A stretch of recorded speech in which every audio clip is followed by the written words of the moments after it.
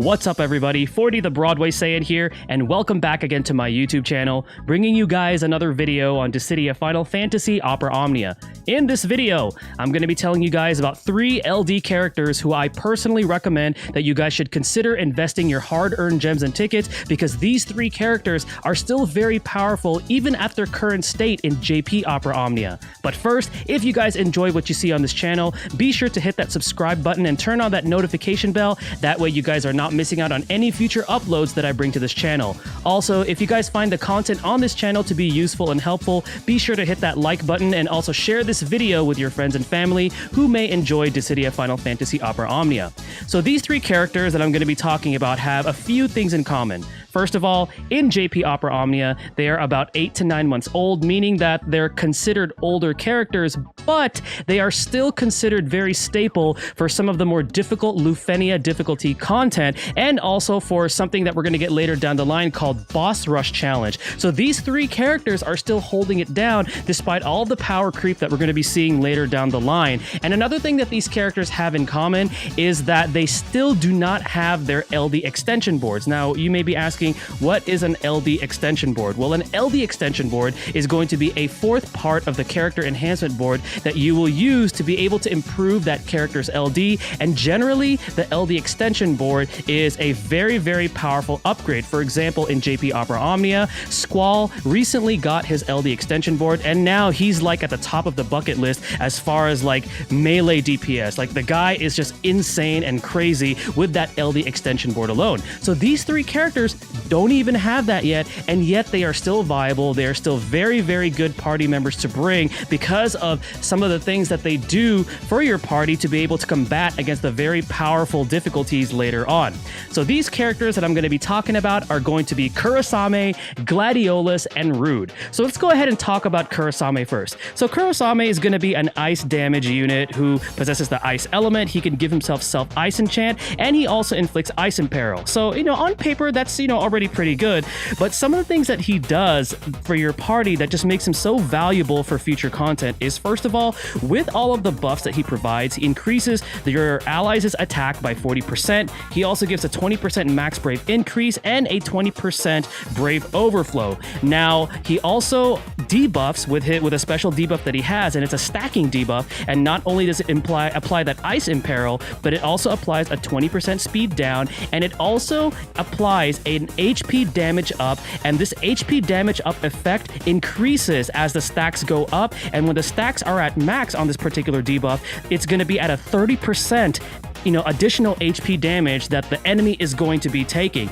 And then to top it off, Kurasame's EX ability, after he uses it, anytime he uses an HP attack on the enemy target, it's going to be triggering a follow-up Brave plus HP attack. So he's essentially triggering like an additional damage. So as you can see, especially with that 30% HP damage up, he is an extremely valuable unit, because when we start seeing some Lufenia content in Global Opera Omnia, one of the main things that's going to be like a, something that you're going to be seeing a lot of in these Lufenias is damage reduction. And if you're able to push and increase the amount of HP damage you do, you'll be able to take down the Lufenia with a lot more ease, because you're able to deal more damage to the enemy target. So this is why I consider Kurasame a very valuable unit, and he is still being brought to some of the current Lufenias on JP Opera Omnia, despite how old he is and how long ago he was released, and he's also been brought a lot to the Boss Rush challenges. Now, the second character we're going to talk about is going to be Gladio. So this guy is insane, and he's literally the best tank in the game, and I'm going to tell you right now, he is still considered in the top 10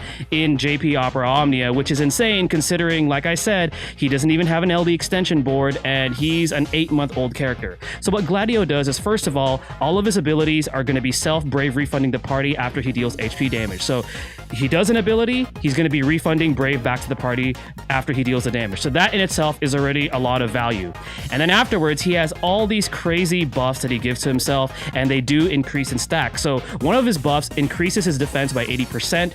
It also gives him a 20% brave and HP damage reduction, which is great since he's a tank. He's going to be taking a lot of the brunt of the damage. And then he also increases his attack and max brave, and the attack and max brave increase further increases in potency every time he takes damage, because the way that you build stacks with one of his buffs is anytime he takes brave or HP damage, he's going to be increasing the stacks, and this goes up to 40%. 40%. So here we have a tank that's dishing out a ton of damage. And then to top it off, he has another unique buff that increases his attack and max brave by an additional 40%. So that's an 80% attack and max brave increase coming from his buffs alone. And then afterwards, he grants his allies a buff that gives them 60% brave damage reduction and 20% HP damage reduction and cover. And if you guys are not familiar with cover, essentially what happens is if your ally is targeted, Gladio is going to just jump in and take the damage for them. So, I mean, what's more to ask, right? But it doesn't stop there. So Gladio's EX grants him a stacking buff. And what this stacking buff does is it grants the party an HP regen,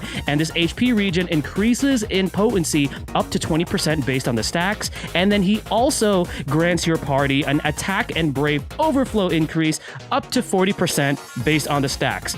Pretty cool, right? Pretty insane. But wait, there is more. So Gladio's LD buff, okay, when he uses his LD ability, he gives himself this buff, and what it does is it gives him 100% debuff evasion to himself, so he is immune to debuffs while this buff is active. And then anytime he takes damage, and this includes the damage that he takes from covering your allies, he's gonna counterattack with a Brave plus HP attack.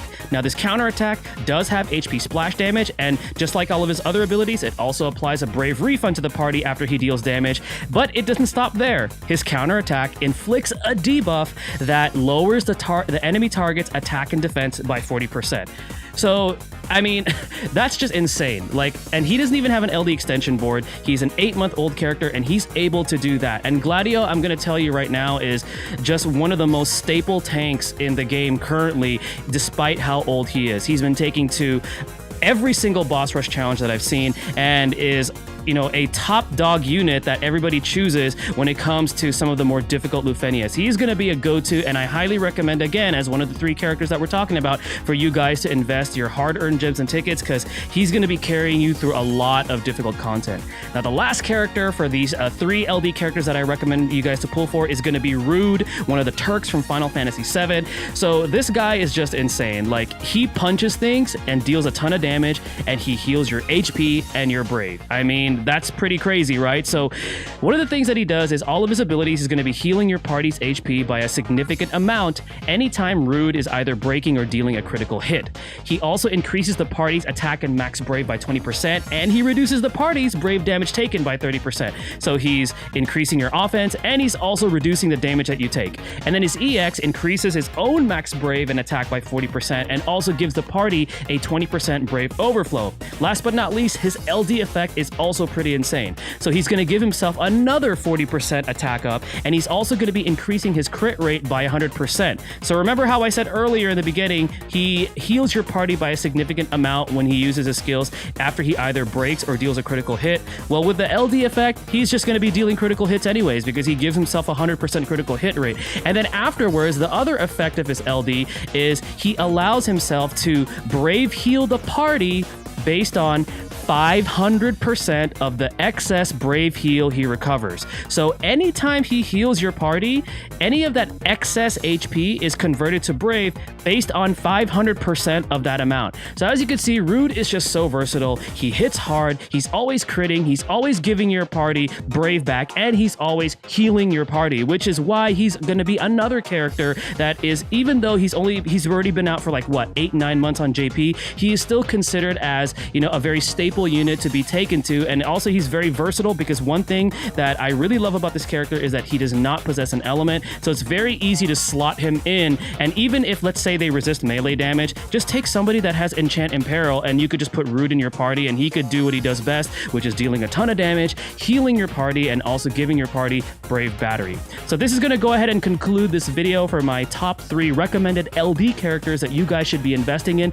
to help you with some of the future content that Global Opera Omnia is going to see. Let me know what you guys think of this video. If you guys, maybe I might have missed out on another LD character that should be on this list, but let me know in the comment section below your guys' thoughts and things like that. I had really a lot of fun making this video, because I love playing as these characters because of the amount of versatility and utility that they provide for my party. Alright guys, thank you again for watching the video. This is 40 the Broadway Saiyan signing out. Mahal, guys.